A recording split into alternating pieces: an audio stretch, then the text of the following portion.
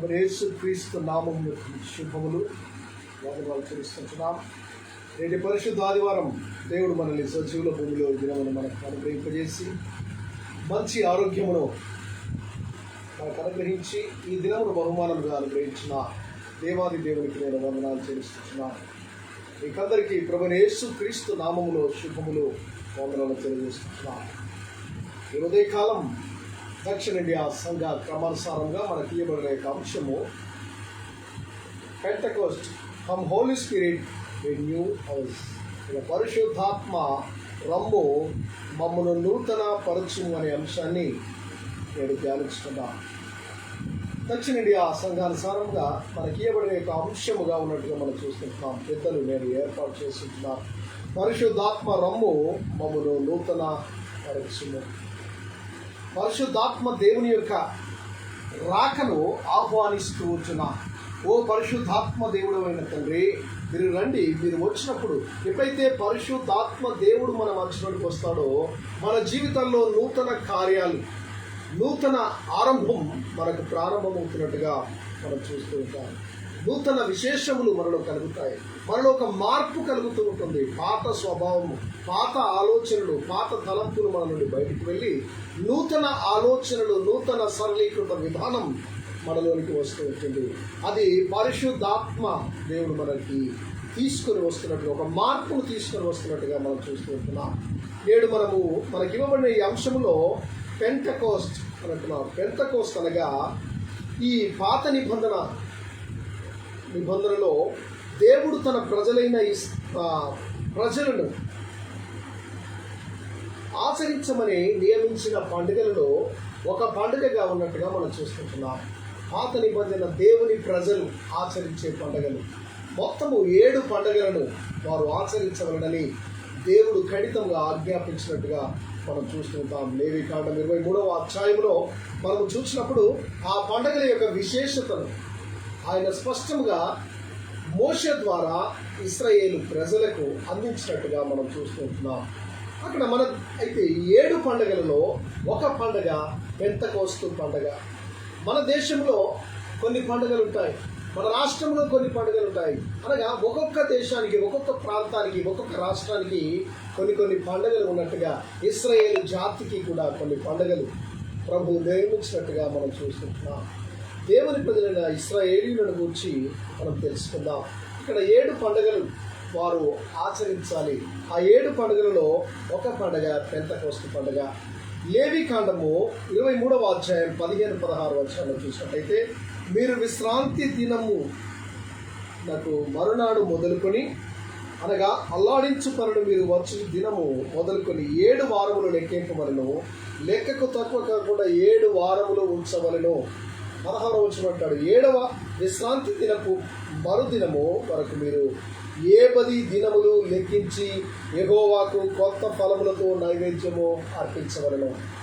అనగా 7 దినములు, 7 వారములు లెక్కించాలి. 7వ విశ్రాంతి దినం మరుదినము వరకు మీరు 10 దినములు అని ఇక్కడ వారికి ఖండితంగా సెలవు. పెంతెకోస్తు అనగా 10వ దినము అని అర్థము. 50వ దినము నాడు సంఘము ఆవిర్భవించబడినట్టుగా మనం చూస్తున్నాం. 50వ రోజున పెంతెకోస్తు పండుగను ఆనాటి ఇశ్రాయేలు జనాంగము వారు ఏర్పాటు చేసుకొని, లేదా దేవుడు ఏర్పరిచిన ఆ దినమున వారు దేవుని ఆరాధించేవారు. ఇక్కడ ఇది క్రీస్తు పస్కా పండుగకు ముందు శిలువ మరణము పొందినట్టుగా మనం చూస్తుంటున్నాం. పస్కా పండుగ దినమున ఆయన శిలువలో తన ప్రాణమును అర్పించినాడు. ఇశ్రాయేలును మొదటి నెల 14వ దినము నుండి 3వ దినము యేసు ప్రభు తిరిగి లేచి పునరుద్ధారుడై లేచిన దినము, అది ప్రథమ ఫలముల పండుగగా ఆచరించబడినట్టుగా మనం చూస్తుంటున్నాం. పస్కా పండుగ రోజు ఆయన మరణించబడినాడు శిలువలో. ప్రథమ ఫలముల పండుగ రోజు పునరుద్ధారుడై ఆయన లేచినట్టుగా మనం చూస్తుంటున్నాం. ఆ తర్వాత పెంతెకోస్తు పండుగ జరుగును. అంటే ఈ పునరుద్ధానుడైన తర్వాత 50వ రోజు ఈ పెంతెకోస్తు పండుగ జరుగుతూ ఉంటుంది. ప్రథమ ఫలముల పండుగ తర్వాత 50 దినములకు పెంతెకోస్తు పండుగ మనకు జరుగుతుంటుంది. అది ఏప్రిల్ ఆర్ మార్చ్ ఇశ్రాయేలీల క్యాలెండర్ ప్రకారం అది వస్తుంది కనుక దాన్ని ఆధారంగా చేసుకొని మనకు గుడ్ ఫ్రైడే, ఈస్టర్ అనే ఈ యొక్క పండుగలని మనకు పెద్దలు ఏర్పాటు చేస్తూ ఉంటారు. ఇక్కడ మనము చూసినప్పుడు పెంతెకోస్తు పండుగ దినమున అందరూ ఒక చోట కూడి ఉండగా పరిశుద్ధాత్ముడు వారి మధ్యలోనికి వచ్చి వారిని అభిషేకించినట్టుగా మనం చూస్తూ ఉంటున్నాం. వారి జీవితాల్లో గొప్ప వెలుగు కలిగినట్టుగా మనం చూస్తుంటున్నాం. ఈ దినము యూదులు దేవుడు వారికి ధర్మశాస్త్రమును ఇచ్చిన దినముగా ఆచరిస్తూ ఉంటారు పెంతెకోస్తు నాడు. నేటి క్రైస్తవులైతే దేవుడు వారికి పరిశుద్ధాత్మను ఇచ్చిన దినముగా నేటి దినాన్ని ఆచరిస్తూ ఉన్నట్టుగా మనం చూస్తుంటున్నాం. హాబేలు గోపురము దగ్గర దేవుడు భాషలను తారుమారు చేసినట్టుగా మనం చూస్తూ ఉంటున్నాం. అనగా మానవులు దేవునికి వ్యతిరేకముగా ఇదిగో మనము దేవుని సన్నిధికి ఎక్కిపోదాము రండి అని ఒక గోపురము కడుతూ ఉన్నారు. ఆకాశంలోకి ఎక్కుదామని లేదా ఉన్నతమైన శిఖరమును మనం ఎక్కి ప్రతిదీ మనము అధిరోహిస్తామని ఆ బాబేలు గోపుర నిర్మాణాన్ని ప్రారంభించినప్పుడు దేవుడు వారి యొక్క భాషలను తారుమారు చేసినట్టుగా మనం చూస్తుంటున్నాం. అనగా ఒకే జనము, ఒకే ప్రజ అయిన ఆ ప్రజలు నానా రకమైన భాషలు వారు మాట్లాడడంతో వారిలో ఒక్కొక్క ప్రాంతానికి ఒక్కొక్క భాష మాట్లాడేవారు వారు తరలి వెళ్ళినట్టుగా, చెదరగొట్టబడినట్టుగా మనము పరిశుద్ధ గ్రంథంలో చూస్తుంటున్నాం. అయితే ఈ పెంతెకోస్తు నాడు సమస్త జనులను దేవుడు సంఘమును క్రీస్తు శరీరములో సమకూర్చినట్టుగా మనము బైబిల్ పండితులు మనకు బోధిస్తూ ఉంటున్నారు. ఈ పెంతెకోస్తు ఆదివారము మనం పరిశుద్ధాత్మని గురించి మనము నేర్చుకుందాం. పరిశుద్ధాత్ముడు ఏమి చేస్తాడు, పరిశుద్ధాత్ముడి రాక వలన మన జీవితాల్లో ఏవి నూతనపరచబడుతూ ఉంటాయి, పరిశుద్ధాత్ముడు వచ్చినప్పుడు ఏ అవసరతలు మనకు తీర్చబడతాయి, పరిశుద్ధాత్మ దేవుడు మనకు ఒక ఉనికిగా ఉన్నట్టుగా మనం చూస్తున్నాం. ఎందుకంటే యేసుక్రీస్తు ప్రభువు వారు ఈ లోకంలో జీవించినప్పుడు ఆయన అంటాడు, ఇదిగో నేను వెళ్ళి మీ కొరకు సత్య స్వరూపైన ఆత్మను పంపుతాను, ఆయన వచ్చి మిమ్మల్ని సర్వ సత్యములోనికి నడిపిస్తాడని ఆయన వాగ్దానం చేసి ఉంటున్నాడు. మిమ్మల్ని అనాథలుగా విడిచిపెట్టను, నేను మీకు ఒక ఆదరణకర్తను మేము మధ్యలోనికి పంపిస్తాను. ఈ ఆదరణకర్త మీ యొక్క జీవితాలలో గొప్ప వెలుగును, గొప్ప ఆశీర్వాదములను కలుగజేస్తాడు, మీకు తోడుగా ఉండి మిమ్మల్ని నడిపిస్తాడని యేసుక్రీస్తు ప్రభువు వారు తన శిష్యులకు లేదా తన ప్రజలకు ఆయన బోధించినట్టుగా మనం చూస్తుంటున్నాం. ఈ పెంతెకోస్తు దేవుడు సినాయి కొండ దగ్గర ఇశ్రాయేలును తమ నిబంధన ప్రజలుగా ఆయన చేసుకున్నాడు. ఈ 19వ అధ్యాయం నిర్గమకాండం 5వ వచనం చూస్తే, కాగా మీరు నా మాట విని నా నిబంధనను అనుసరించి నడిచినట్లా మీరు సమస్త దేశములో నాకు స్వకీయ సాంపత్యమగుదురు అని సెలవిచ్చినట్టుగా మనం చూస్తున్నాం. దేవుని మాటను శ్రద్ధగా విన్నట్లయితే సినాయి పర్వతం యొద్దకు మోషే వెళ్ళినప్పుడు ఆ ప్రజలందరినీ తీసుకుని వచ్చి అక్కడ ప్రజలతో ఆయన ఒక నిబంధన చేసుకుంటున్నాడు. మీరు నా మాట శ్రద్ధగా వింటే, ఇటు అటు తొలగకుండా, నా ఆజ్ఞల నుండి పడిపోకుండా, లేదా నా నుండి దూరంగా కాకుండా, అన్య దేవతలను లేదా వ్యర్థమైన దాన్ని పూజించకుండా, సనగకుండా, గురుగకుండా శ్రద్ధగా నేను చెప్పిన మీరు నా మాటలు వింటే, అనుసరించి నడిచేట మీరు సమస్త దేశములలో నాకు స్వాకీయ సాంపత్యముగా ఉంటారు. కనుక అట్లు వారితో దేవుడు మాట్లాడి ఆయన తన నిబంధన ప్రజలుగా ఇశ్రాయేలు ప్రజలను ఆయన చేసుకున్నట్టుగా మనం చూస్తున్నాం. ఈ క్రొత్త నిబంధనలో దేవుడు తన ప్రజలను పరిశుద్ధాత్మచే బాప్తిస్మమిచ్చి నూతన నిబంధన ప్రజలుగా చేసుకున్నట్టుగా మనం చూస్తున్నాం. పెంతెకోస్తు దినమున ఆయన ఒక నిబంధన చేస్తున్నాడు. అన్య రకరకాల భాషలు, రకరకాల మాట్లాడే ఆ స్వభావం కలిగిన ప్రజలను ఒక దగ్గర సమకూర్చి పరిశుద్ధాత్మ దేవుడు వారి మీదకి దిగి వచ్చి ఆ పరిశుద్ధాత్మ అనే ఆ బాప్తిస్మం ద్వారా, అగ్ని బాప్తిస్మం ద్వారా వారు ప్రభువును ఒక నూతన జనాంగముగా వారు ఏర్పాటు చేయబడినట్టుగా మనం చూస్తుంటున్నాం. నూతన నిబంధన నేటి ప్రజలతో దేవుడు చేసినట్టుగా మనం చూస్తూ ఉంటాం. అపోస్తలుడైన పౌలు రోమీయులకు రాసిన ఉత్తరము 8వ అధ్యాయం 9వ రోమా పత్రిక 8వ అధ్యాయం 9వ వచనంలో, దేవుని ఆత్మ మీలో నివసించి ఉన్న ఎడల మీరు ఆత్మ స్వభావము గలవారే గాని శరీర స్వభావము కలవారు కారు అని దేవుని యొక్క మాట. దేవుని ఆత్మ మనలో నివసించి ఉంటే, దేవుడు మనలో నివాసి అయి ఉన్నట్లయితే ఆయన మనము ఆత్మ స్వభావము గలవారము. మీరు ఆత్మ స్వభావము, ఆ ఆత్మ ఏ స్వభావాన్ని అయితే కలిగి ఉందో ఆ స్వభావము కలిగిన వారు, దేవుని స్వభావమును కలిగిన వారుగా మీరు ఉంటారు. మీ స్వభావం మార్చబడుతుంది, అది నూతనంగా చేయబడుతుంది. ఇదిగో పాత జీవితము, పాత ఆలోచనలు, పాత క్రియలు అవన్నీ పాతి పెట్టబడి నూతన జీవితము, నూతన ఆరంభం మీ జీవితంలో కలుగుతుందని పౌలు సెలవిస్తున్నట్టుగా మనం చూస్తున్నాం. ఆయనకంటాడు, ఎవడైనాను క్రీస్తు ఆత్మ లేనివాడైతే వాడు ఆయన వాడు కాదు అని దేవుని యొక్క మాటలు సెలవిస్తున్నాడు. క్రీస్తు ఆత్మ, పరిశుద్ధాత్మ మనలో నివాసము చేయకపోతే మనము దేవుని వారము కాదు, మనము దేవుని నుంచి వేర్పరచబడిన వారముగా ఉన్నట్టుగా మనం చూస్తున్నాం. ఈ పాత నిబంధన పాఠములో మృతులై ఎండిన ఎముకల్లో చెరలోనున్న ఇశ్రాయేలు ప్రజలను దేవుడు ఆత్మ చేత ఏ విధముగా ఆయన సైన్యముగా మార్చబడితిరో యెహెజ్కేలు ప్రవచించినట్టుగా మనం చూస్తున్నాం. తన ప్రజలు మృతతుల్యమైన జీవితాల్లో జీవిస్తున్న తన యొక్క ప్రజలకు విడుదలను కలగజేస్తున్నట్టుగా నేటి పాత నిబంధన పాఠములో మనం చూస్తూ ఉంటున్నాం. ఏంటంటే చచ్చిన మనుషులను పరిశుద్ధాత్ముడు బ్రతికిస్తాడు. చచ్చిన జీవితములు శారీరకంగా మరియు ఆధ్యాత్మికంగా, ఆత్మీయంగా చచ్చిన జీవితాలలో దేవుడు తన యొక్క జీవమును పోసి ఆయన బ్రతికిస్తున్నట్టుగా మనం చూస్తూ ఉంటున్నాం. యెహెజ్కేలు గ్రంథము 37వ అధ్యాయము 1-14 వచనాల్లో పరిశుద్ధాత్మ దేవుని యొక్క ఉనికి మనకు అక్కడ కనబడుతున్నట్టుగా మనం చూస్తుంటున్నాం. దేవుడు, తండ్రి అయిన దేవుడు యెహోవా యెహెజ్కేలును తీసుకొని ఆత్మవశునిగా ఆయనను తీసుకొని వెళ్ళినట్టుగా మనం చూస్తూ ఉంటాం. యెహెజ్కేలు గ్రంథము 37వ అధ్యాయంలో 1వ వచనం చూసినట్టు అంటాడు, యెహోవా హస్తము నా మీదికి వచ్చను, నేను ఆత్మవశుడనై ఉండగా యెహోవా నన్ను తోడుకొని పోయి ఎముకలతో నిండిన ఒక లోయలో నన్ను దింపెను, ఆయన వాటి మధ్య నన్ను ఇటు అటు నడిపించుచుండెను. యెహెజ్కేలును పరిశుద్ధాత్మ దేవుడు దర్శించినట్టుగా మనం చూస్తున్నాం. యెహోవా అతని మీదికి ఆత్మను తీసుకొని వచ్చి, ఈ పరిశుద్ధాత్మ అనగా తండ్రి కుమార పరిశుద్ధాత్మ త్రిత్వములో ఏకత్వము కలిగిన వాడు. తండ్రి అయిన దేవుడు మానవుని సృజించి వాడిని ఆశీర్వదించి వాడిని ముందుకు నడిపిస్తే వాడిని సృష్టించిన సృష్టికర్తగా ఉంటున్నాడు. వాడు మానవుడు దేవుని నుండి దూరం అయిపోయి పడిపోయినప్పుడు తండ్రి తన కుమారుని లోకంలోనికి పంపి తన యొక్క కుమారుని ద్వారా రక్షణ ప్రణాళికను ప్రజలకు అందించాడు. తిరిగి కుమారుడు పునరుత్థానుడై తిరిగి తండ్రి యొద్దకు వెళుతూ ఆయన పరిశుద్ధాత్మ దేవుణ్ణి ఈ లోకములో ఆయన ఆదరణకర్తగా ఆయన పంపించినట్టుగా మనం చూస్తూ ఉంటాం. ఆ పరిశుద్ధాత్మ దేవుని యొక్క ఉనికిని ఆదిలోనే కలిగి ఉన్నట్టుగా మనం చూస్తూ ఉంటున్నాం. ఇక్కడ యెహెజ్కేలు, ప్రవక్త అయిన యెహెజ్కేలును ఆయన తోడుకొని, ఆత్మచేత తోడుకొని ఒక లోయలోనికి అతన్ని తోడుకొని పోయింటున్నాడు. ఆ లోయలో ఎండిపోయిన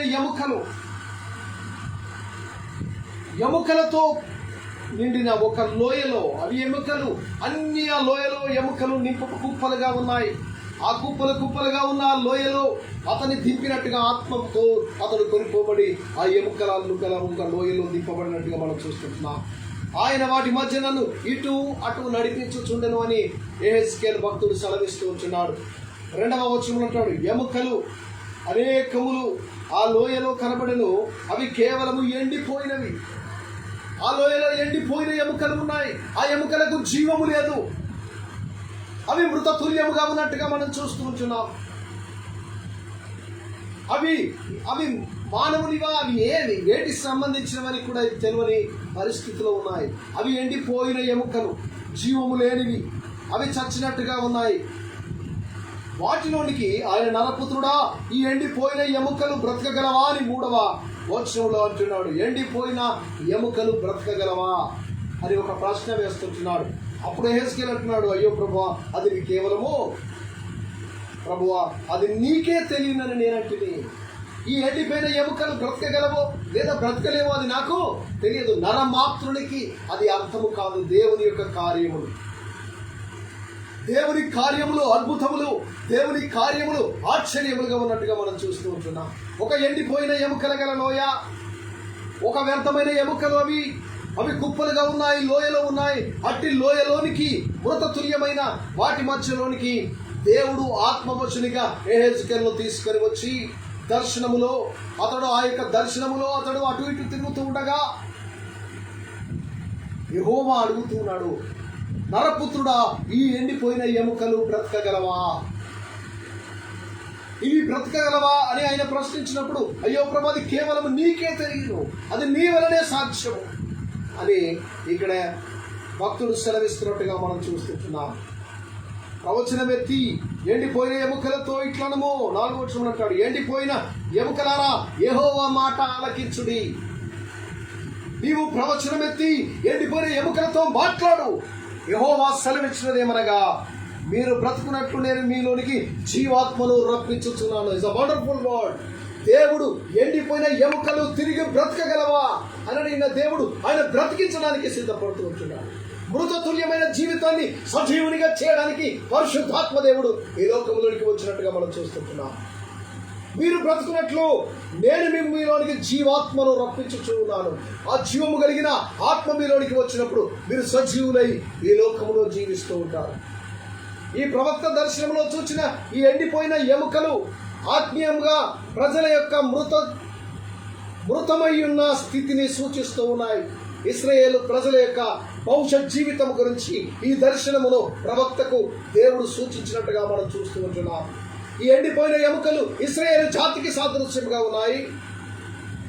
ఆత్మీయంగా ప్రజల యొక్క మృతమైన స్థితి, వారి ఆత్మీయ స్థితి చచ్చిపోయింది. వారు దేవుని నుంచి దూరం అయిపోయారు, వారు పడిపోయారు. వారి జీవితంలో పాపము లేదా వారి జీవితంలో వ్యర్థమైనంతయు వారిలో ఉన్నట్టుగా మనం చూస్తున్నాం. ఈ మృతతుల్యమైన ఈ యొక్క జీవితమును సూచిస్తూ ఉన్నట్టుగా అలనాడు ఇశ్రాయేలు ప్రజలు బబులోను చెరాను సమాధి నుండి ఏ విధముగా ప్రవక్త ప్రవచించగా జీవాన్ని పొంది గొప్ప సైన్యముగా లేచారో అదే విధముగా నేడు ఆత్మీయంగా ఎండిన ఎముకల వలె ఉన్న సంఘములను జీవం పొందినట్లు దేవుడు కాపరులను వారికి వాక్యము అందించమంటున్నట్టుగా మనం చూస్తూ ఉంటున్నాం. ఇశ్రాయేలు ప్రజలు బబులోను చెరలు, ఐగుప్తు చెర తర్వాత వారు దేవునికి అవిధేయంగా జీవించి, దేవునికి అవిధేయత కలిగి, దేవుని మాటను శ్రద్ధగా వినక, దేవుని యొక్క ఆజ్ఞను అనుసరించక, ఆయన ఆత్మానుసారంగా వీరు నడుపుకునే పరిస్థితిలో ఉన్నప్పుడు దేవుడు తిరిగి వారిని బబులోను చెరకు అప్పగించినట్టుగా మనం చూస్తుంటున్నాం. ఈ బబులోను చెరలో ఉన్న వారు సమాధి చేయబడ్డ లేదా ఆ చెరలో ఉన్న వారికి సాదృశ్యముగా ఈ మాటలు ఉన్నట్టుగా, ఎముకలు ఉన్నట్టుగా మనం చూస్తుంటున్నాం. గొప్ప సైన్యమయ్యారో అదే విధముగా నేడు సంఘములు కూడా ఆత్మీయ స్థితిలో చచ్చినవిగా కనబడుతూ ఉన్నాయి. వారు ఆత్మీయ జీవితాన్ని కోల్పోయారు. నేడు పరిశుద్ధాత్మ దేవుడు ఎందుకు వచ్చాడంటే ఆత్మీయ స్థితిని కోల్పోయిన ఈ మానవుని, దేవుని నుండి దూరమైపోయిన ఈ మానవుని, దేవుని యొక్క మాటలను విడిచి వ్యర్థమైన స్థితిలో దాగి లేదా ఆ పాప బంధకాల్లో ఉన్న వారిని ఆ బంధకాలలో నుంచి, ఆ మృతతుల్యమైన సమాధి చేయబడిన జీవితంలో నుంచి ఆత్మీయంగా బ్రతికించుటకు పరిశుద్ధాత్మ దేవుడు ఈ లోకంలోనికి వచ్చినట్టుగా మనం చూస్తున్నాం. ఆయన వచ్చి ఆయన ఆత్మచేత జీవాత్మతో ఆ ఎండిపోయిన ఎముకలు ఏ విధముగా బ్రతకగలిగినాయో ఆ విధమైన స్థితిని మనము కలిగి ఉండాలి. ప్రవచనం ఎత్తి మాట్లాడినప్పుడు గడగడబడి శబ్దము వచ్చి ఆయన ఆ యొక్క ఎముకలు తిరిగి లేచినట్టుగా వాడి శరీరము ప్రాణం వారికి కలిగినట్టుగా మనం చూస్తుంటున్నాం. అనగా మృతతుల్యమైనవి విడివిడిగా ఉన్న ఎముకలు ఒక్కొక్కటి కలుసుకున్నాయి. అవి శరీరములుగా అవి తయారు చేయబడి వాటిపైన మాంసము, నరములు, మాంసము వాటికి పొదిగించారు. గొప్ప సైన్యముగా ప్రజలు లేచినట్టుగా మనం చూస్తుంటున్నాం. అనగా చచ్చిన దానిలో నుంచి జీవమును కలిగించిన దేవుడిగా పరిశుద్ధాత్మ దేవుడు ఉంటున్నాడు. నేడు సంఘములలో, క్రైస్తవ జీవితములలో మనం కూడా చచ్చిన జీవితాన్ని కలిగి ఉంటున్నాం. మృతతుల్యమైన పరిస్థితుల్లో జీవిస్తున్నాం. దేవుని మాటలు వినక, దేవునికి అవిధేయ పరిస్థితులలో ఆయనను ఆరాధించలేక, ఆయనను స్తుతించలేక, ఆయనను ప్రార్థించలేని స్థితిలో మన సొంత అలవాట్లకు లేదా సొంత మన యొక్క లావాదేవీలకు మనము అలవాటు పడి ప్రభువును విడిచి జీవిస్తున్న జీవితాల్లో ఉన్నాం. బాగుగా బ్రతికిన వారిలో చచ్చిన జీవితాన్ని మనము కలిగి ఉన్నట్టుగా మనం చూస్తుంటున్నాం. అది కట్టినప్పుడు వారిలో జీవాత్మ ప్రవేశించగలదు. వారు దేవుని కొరకు గొప్ప సైన్యంగా అవుతారు. ఇక్కడ ఏమంటాడంటే ఆ విధముగా అపరాధముల చేతను, పాపముల చేతను చచ్చిన మనల్ని దేవుడు బ్రతికించినట్టుగా మనం చూస్తుంటున్నాం. మన అపరాధముల చేత మనము చచ్చిన వారముగా ఉన్నాం. మనలో ఆత్మీయ స్థితి బాగలేదు. నేను బాగున్నాను అనుకుంటున్నాను, కానీ నా జీవితంలో ఇది వేషధారణతో కూడుకుంది. ఆత్మీయ స్థితి చచ్చినట్టుగా మనం చూస్తున్నాం. దేవుని విడిచారు. దేవుని మాటలు, జీవం గల మాటల నుంచి బయటికి వచ్చిన వారి జీవితంలో దేవుడు గొప్ప కార్యమును చేసినట్టుగా మనం చూస్తూ ఉంటున్నాం. అపోస్తలుడైన పౌలు ఎఫెసీయులకు రాసిన ఉత్తరము 2వ అధ్యాయం 1వ వచనము లేదా 5వ వచనాన్ని చూసినట్లయితే చక్కటి మాట సెలవిస్తూ ఉంటున్నాడు. ఏంటంటే, మీ అపరాధముల చేతను, మీ పాపముల చేతను మీరు చచ్చిన వారై ఉండగా ఆయన మిమ్మును క్రీస్తుతో కూడా బ్రతికించాడు. అపరాధముల చేత చచ్చిన వారు, మీ జీవితాలలో మీ పాపము చేత మీరు చచ్చిన వారుగా ఉంటున్నారు. మీ అపరాధముల చేత చచ్చిన వారుగా ఉంటున్నారు. ఆయన మిమ్మును క్రీస్తుతో కూడా బ్రతికించినట్టుగా మనం చూస్తున్నాం. ఆయనను దేవుడు కరుణా సంపన్నుడై ఉండి మనము మన అపరాధముల చేత చచ్చిన వారమై ఉంటున్నప్పుడు సైతము మన ఎడల చూపిన తన మహాప్రేమ చేత మనలను క్రీస్తుతో కూడా బ్రతికించను. కృప చేత మీరు రక్షించబడి ఉన్నారు. దేవుని కృప, దేవుని ప్రేమ కేవలము ఈరోజు మనము సజీవుల భూమిలో ఉన్నామంటే, నేడు మనము సజీవులముగా ప్రభు సన్నిధిలో జీవిస్తున్నామంటే, నేడు ప్రభు సన్నిధిలో ఈరోజు మనము చలిస్తున్నాము, ఈరోజు కదులుతున్నామంటే అది దేవుని కృప ఉన్నట్టుగా మనం చూస్తుంటున్నాం. ఆయన కృప లేకపోతే ఈరోజు చచ్చిపోయిన జీవితాలు, వేరైపోయిన జీవితముగా మన జీవితాలు మృతతుల్యమైనవిగా ఉన్నట్టుగా మనం చూస్తుంటున్నాం. తన మహాదైశైర్యం చేత లేదా మహా ప్రేమ చేత మనలను క్రీస్తుతో కూడా బ్రతికించినట్టుగా ఇక్కడ ఎఫెసీయులకు రాసిన ఉత్తరములో అపోస్తలుడైన పౌలు మాట్లాడుతూ ఉన్నట్టుగా మనం చూస్తుంటున్నాం. ఎప్పుడైతే దేవుని పరిశుద్ధాత్మను మన హృదయంలోనికి ఆహ్వానిస్తామో, ఎప్పుడైతే పరిశుద్ధాత్మ దేవునికి మన హృదయంలో చోటిస్తామో, అప్పుడు మన జీవితములు నూతన పరచబడతాయి, జీవముతో నింపబడతాయి. ఈ పరిశుద్ధాత్మకు నిలయముగా మనం ఉంటామని దేవుడి మాటలు సెలవిస్తూ ఉంటున్నాడు. రెండవదిగా, పరిశుద్ధాత్ముడు మనలను సర్వ సత్యములోనికి నడిపిస్తాడు. ఎప్పుడైతే పరిశుద్ధాత్మ దేవుని మనం ఆహ్వానిస్తామో, ఎప్పుడైతే ఆయనను కలిగి ఉంటామో, ఆయన సర్వ సత్యములోనికి నిన్ను నన్ను నడిపించు దేవునిగా ఉంటాడు. సత్యములోనికి, అసత్యములో నుండి సత్యములోనికి నడిపించే దేవునిగా ఆయన ఉన్నట్టుగా మనం చూస్తూ ఉంటున్నాం.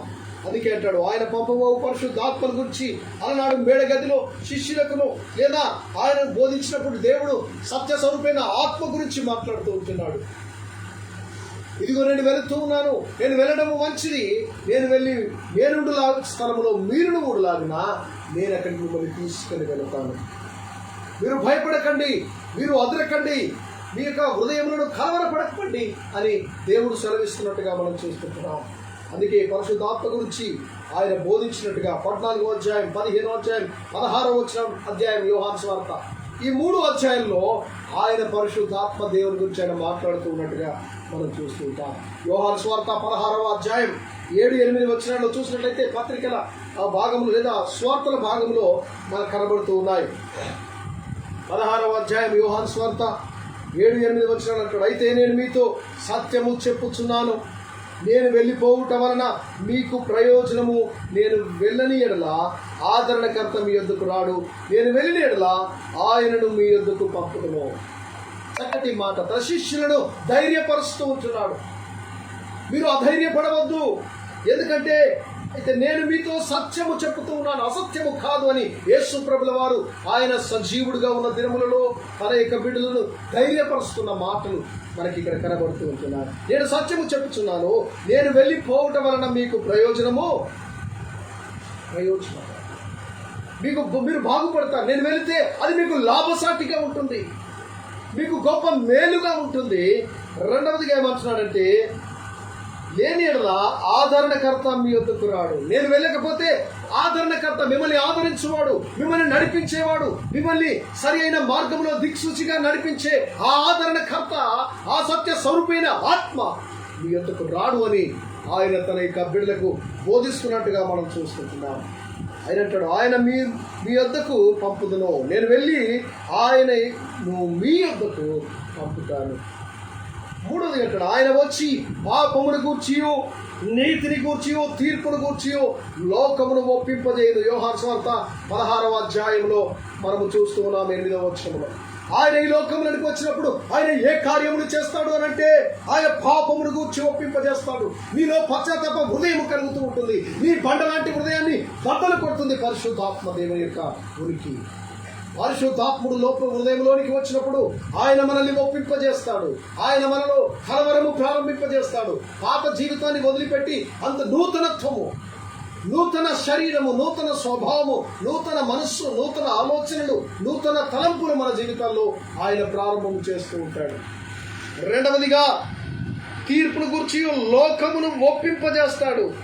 నీతిని గూర్చి, ఏది నీతి, ఏది సత్యము, ఏది అసత్యం, నీవు ఏ మార్గంలో నడవాలి, ఎలా నడిస్తే నీ జీవితము ఆశీర్వదించబడుతుంది, ఏ విధముగా ఉంటే నీవు పరిశుద్ధాత్మ దేవుని యొక్క సత్యము లేదా తండ్రి యొద్దకు నీవు వెళతావో నీకు సరి అయిన మార్గమును సూచించే ఒక దిక్సూచిగా ఆ ఆదరణకర్త నీతో ఉంటాడు. నిన్ను ఆయన గైడ్ చేస్తూ ఉంటాడు. ఆయన నిన్ను ఆత్మీయ స్థితిలో నడిపిస్తాడు.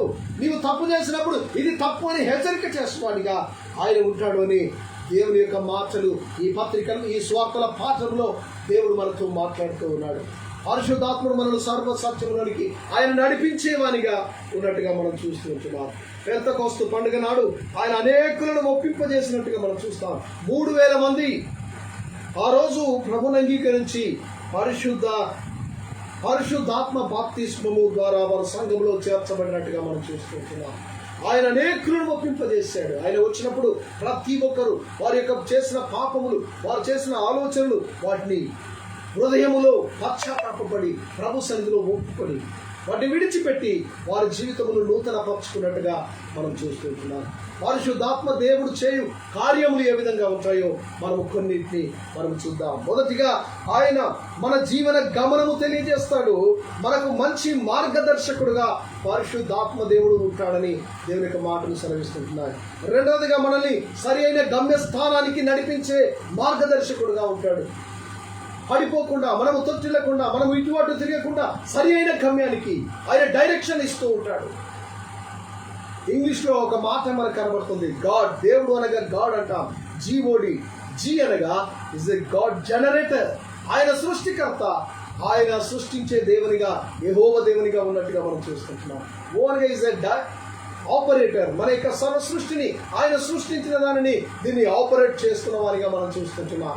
టీ అనగా ఇస్ అ డైరెక్టర్. మన యొక్క ఏ విధముగా ఉండాలి, ఎలా నడవాలి అని మనకు డైరెక్షన్ ఇస్తూ మనల్ని ముందుకు కొనసాగింపజేస్తాడు. ఈ పరిశుద్ధాత్ముడు వచ్చినప్పుడు ఆయన మనకు చక్కని గైడెన్స్ ఇస్తూ ఉంటాడు. ఆయన డైరెక్షన్లో మనము సరైన మార్గంలో వెళ్తూ ఉంటాం.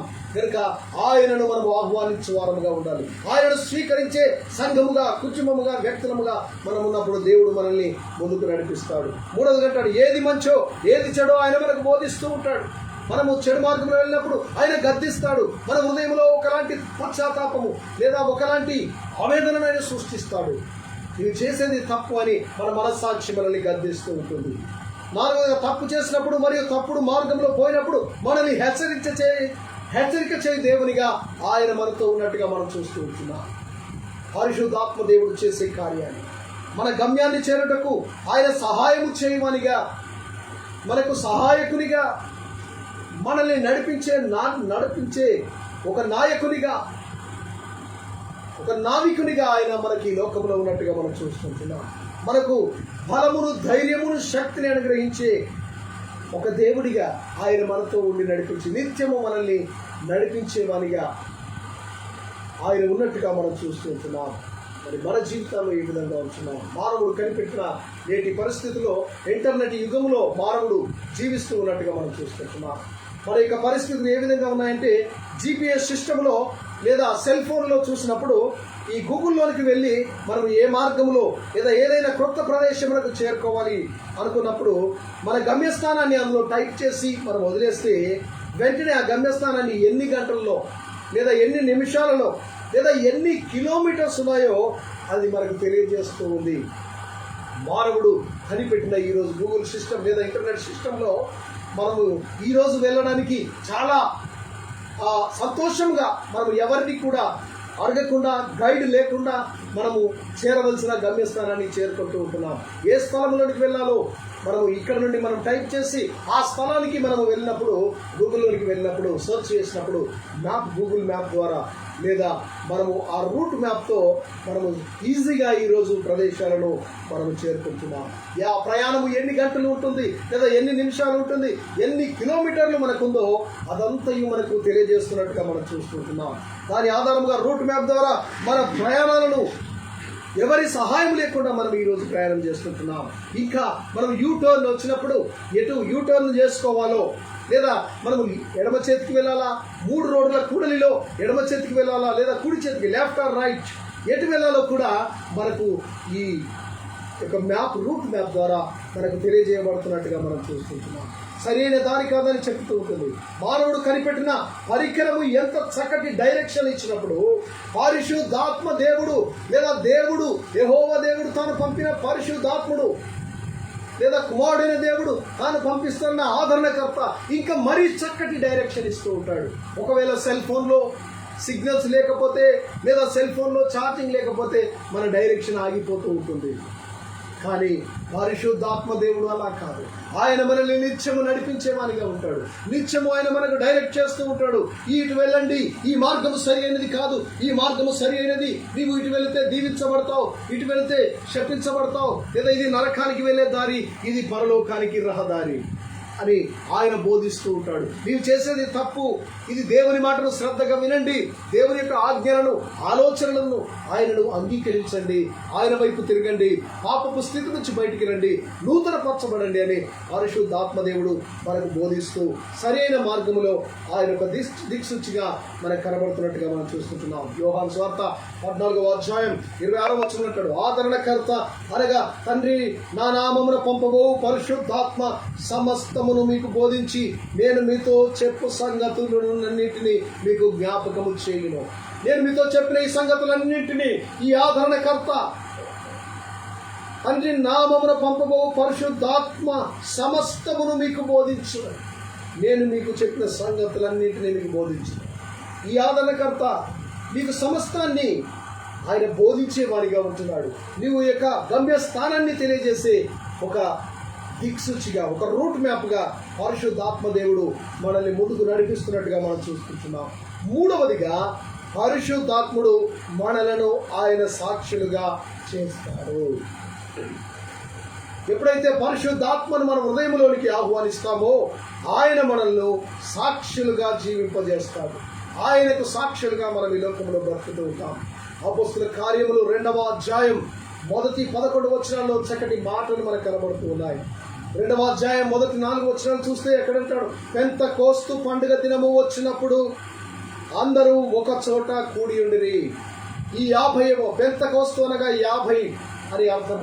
ఈ పండుగ రోజు ఇశ్రాయేలు జనాంగము లేదా అక్కడ ప్రజలందరూ ఒక చోట కూడుకొని ఆ పండుగను ఆచరిస్తూ ఉన్న సమయములో అందరూ ఒక చోట ఒక మేడ గదిలో ఉండగా, వారందరూ ఆరాధనలో ఉండగా అప్పుడు వేగముగా వీచు బలమైన గాలి ఒకటి, ఒక ధ్వని ఆకాశము నుండి అకస్మాత్తుగా వారు కూర్చుండి ఉన్న ఇల్లంతయు నిండెను. ఒక గాలి వస్తూ ఉంది. అవును, ఎండిపోయిన ఎముకలలో జీవాత్మనిచ్చుటకు ఒక గాలి వీచింది.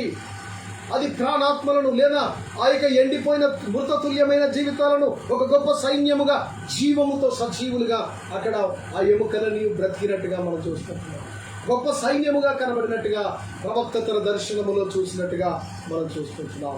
ఇక్కడ ఈ పెంతెకోస్తు దినమున ఈ 50వ రోజున వారు ఆ యొక్క పండుగ ఆచరిస్తూ ఉన్న సమయంలో అందరూ ఒక చోట కూర్చొని ఉన్నప్పుడు పేతురు వారి మధ్యలో దైవ సందేశమును అందిస్తున్న సమయములో లేదా దేవునితో మాట్లాడుతూ ఉన్న సమయంలో పరిశుద్ధాత్మ దేవుడు ఒక వేగముగా బలమైన గాలి వంటి ఒక ధ్వని ఆకాశం నుండి అకస్మాత్తుగా వచ్చినట్టుగా వారు కూర్చుండి ఉన్న ఇల్లంతయు నిండుకున్నట్టుగా మనం చూస్తుంటున్నాం. ఆ స్థలమంతయు పరిశుద్ధాత్మ ఆవరించున్నాడు. పరిశుద్ధాత్మ శక్తి ఆ స్థలాన్ని దర్శించినట్టుగా మనం చూస్తూ ఉంటున్నాం. అక్కడ వెంటనే అక్కడ 2వ అధ్యాయం 2వ వచనం అంటాడు, మరియు అగ్ని జ్వాలల వంటి నాలుకలు విభజింపబడినట్లుగాను వారికి కనబడి వారిలో ఒక్కొక్కని మీద వ్రాలగా ఆ గాలి ఆ ఇల్లులో నింపబడి అగ్ని జ్వాలలు ఏ విధముగానైతే ఎగిసి పడతాయో ఆ విధముగా ఒక్కొక్కరి మీద అగ్ని జ్వాలల వంటివి వాళ్ళగా నాలుకలుగా విభజించబడినట్లుగా కనబడి వారిలో ఒక్కొక్కరి మీద వాళ్ళగా పరిశుద్ధాత్మ దేవుడు అగ్నిగా వారు మండించినాడు. వారి హృదయాలను, వారి ఆత్మలు మండించినాడు. పాపపు స్థితి నుంచి లేదా పాపము నుంచి వారి యొక్క స్థితిలో నుంచి వారిని ఒప్పింపజేస్తున్నాడు. పాపములను ఒప్పింపజేసే దేవుడు, పశ్చాత్తాపమును కలుగజేస్తున్న దేవుడు. ఆ రోజు కూర్చున్న ప్రజలలో ఒక పశ్చాత్తాపము కలిగింది. అయ్యో, నేను ఏ స్థితిలో ఉన్నానో ఆ స్థితి వారికి కనబడింది. వారు ఆ స్థితిలో ప్రభు సన్నిధికి వారు వచ్చారు. నేను ఎంత దౌర్భాగ్యుడును, లేదా నేను ఎందుకు దేవుని నుంచి విడిపోయాను అని ఒకరు ప్రార్థన చేస్తూ ఉంటున్నారు.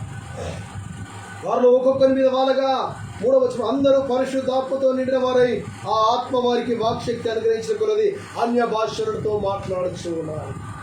పరిశుద్ధాత్ముడు ఎప్పుడైతే నాలుకలుగా విభజించబడి ప్రతి ఒక్కరి మీద వాళ్ళగా అంటున్నారు, అలాగే అందరి మీద వాళ్ళగా వారందరూ పరిశుద్ధాత్మతో నిండిన వారై ఆత్మ వారికి వాక్శక్తిని అనుగ్రహించబడింది.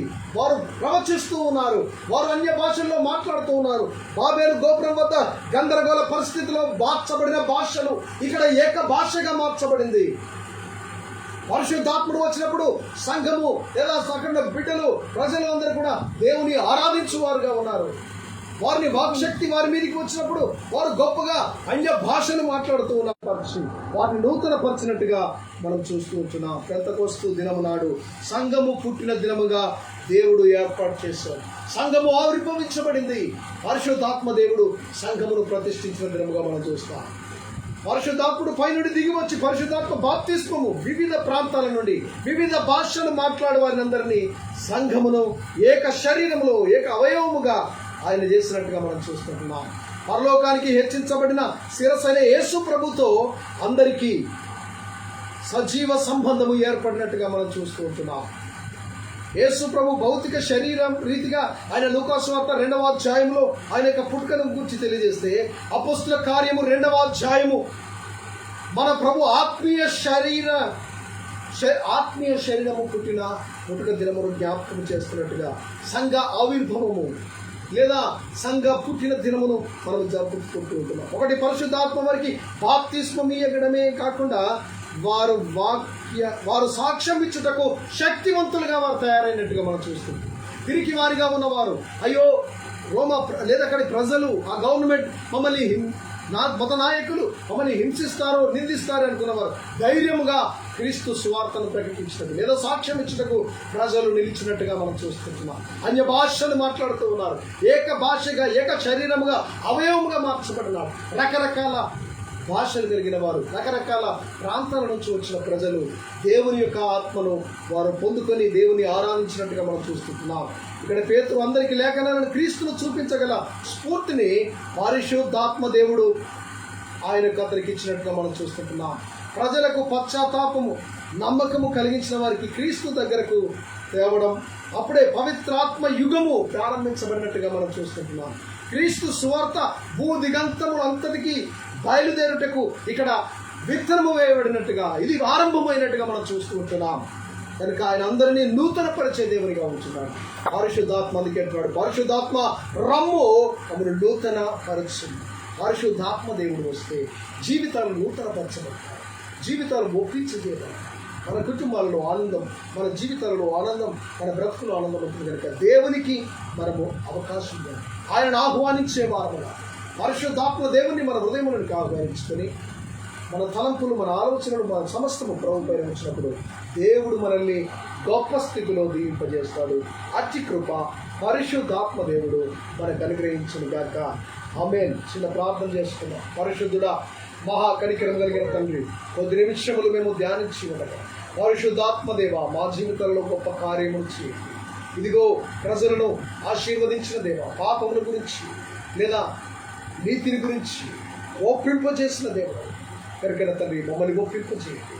నా తండ్రి ప్రభా, పెంతెకోస్తు దినమున ఏ విధముగానైతే సంఘము ఆవిర్భవించిందో మా సంఘములు మా జీవితములను దీవించారు.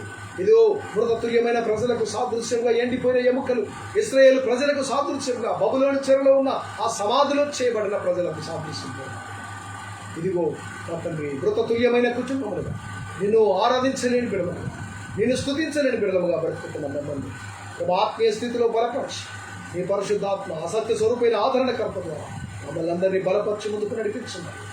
యేసు నామములో అడుగుతున్నాను తండ్రి. ఆమేన్, ఆమేన్, ఆమేన్.